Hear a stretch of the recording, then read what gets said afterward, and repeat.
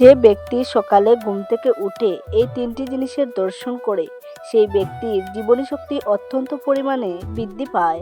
সেই ব্যক্তি অত্যন্ত ভাগ্যশালী হয় এবং সেই ব্যক্তি জীবনে যেটা চায় সেটাই পায়, অর্থাৎ সেই ব্যক্তি জীবনে সফলতা আসে চুম্বকের মতো।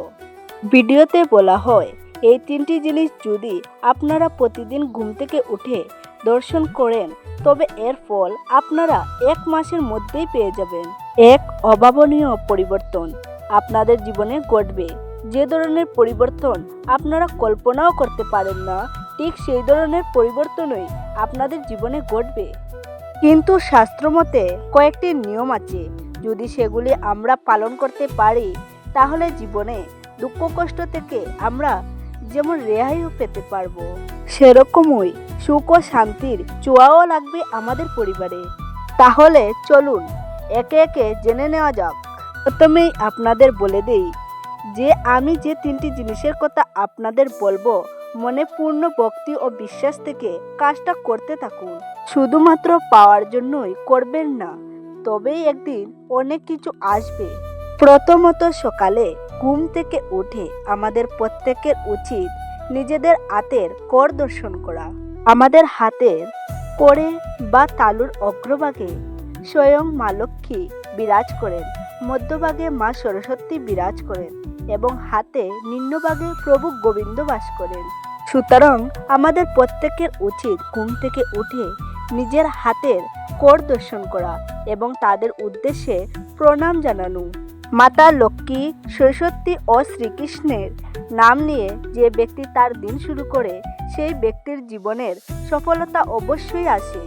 বিভিন্ন দেবদেবীর আশীর্বাদে সেই ব্যক্তির দুঃখ, দারিদ্রতা, কষ্ট, রোগ, ব্যাধি এগুলোর বিনাশ হয়। তদা এই কেয়ারটির মাধ্যমে আপনারা কিন্তু সহজেই মা লক্ষ্মীর কৃপায় ধন সম্পত্তি অর্জন করতে পারবেন, মাতা সরস্বতীর কৃপায় বিদ্যা বুদ্ধি অর্জন করতে পারবেন এবং শ্রীকৃষ্ণের কৃপায় জীবনের সমস্ত বাধা বিপত্তি, দুঃখ, রোগ ব্যাধি থেকে মুক্তি পাবেন।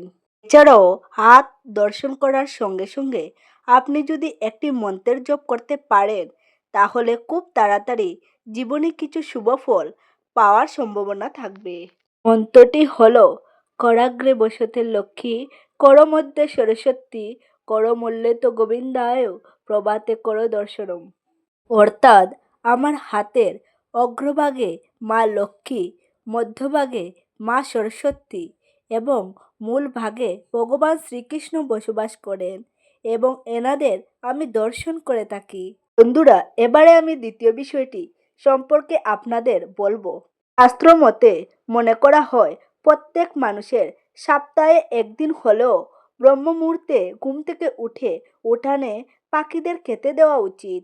যদি আপনার ঘুমও ভোর 3টা থেকে 5টার মধ্যে ভেঙে যায় তাহলে বুঝবেন ভগবান স্বয়ং আপনাকে এই সংকেত দিচ্ছেন যে আমাদের প্রত্যহ ব্রহ্ম মুহূর্তে ঘুম থেকে উঠে যাওয়া এবং উঠোনে আসা পাখিদের খেতে দেওয়া প্রয়োজন। সুতরাং আমাদের এই ব্রহ্ম মুহূর্তে ঘুম থেকে ওঠা অবশ্যই অভ্যাস করা উচিত এবং এই কাজটিও করা উচিত। এর ফলে আমাদের মন ও মস্তিষ্ক সতেজ থাকবে এবং জীবনের সফলতা বহন করে নিয়ে আসবে। দেখুন, এই ব্রহ্ম মুহূর্তে কিন্তু এই ব্রহ্মাণ্ডের সৃষ্টি হয়েছিল।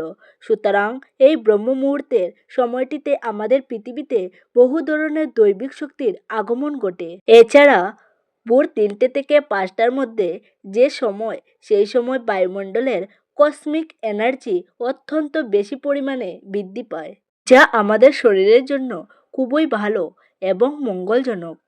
সুতরাং এই সময় যে ব্যক্তি ঘুম থেকে উঠেন তার শরীর মন অত্যন্ত সুস্থ ও সবল থাকে এবং আপনি যদি এই মুহূর্তে উঠোনে আসা পাখিদের খেতে দেন, জেনে রাখবেন আপনি ব্রহ্ম মুহূর্তে অনেক বড় পুণ্যের কাজ করেছেন। যারা ইতিমধ্যেই এই কাজটি করে আসছেন তারা আমার এই কথাটির মর্মার্থ উপলব্ধি করতে পারবেন।